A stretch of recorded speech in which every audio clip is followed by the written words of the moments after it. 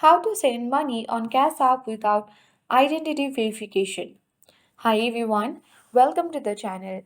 This is Rose and I'm here to guide you on how to send money on Cash App without identity verification. Watch the video till the end, and without further ado, let's dive right into the video. First of all, you need to launch any web browser on your device and open the web version of Cash App. Or simply you can hop into Play Store or App Store and search for Cash App.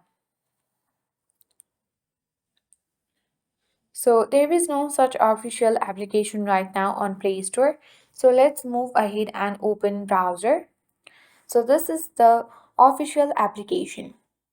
If you have any available application, you can download it on your device and then create an account by entering your phone number and email address. So you can skip the identity verification process.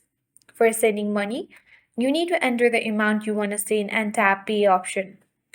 Enter recipient's detail and tap pay and the money will be sent. Remember, with no verification, you are limited to $250 per week only. So that's it. I hope this guide was helpful. If it was, then do like, share, comment, and don't forget to subscribe.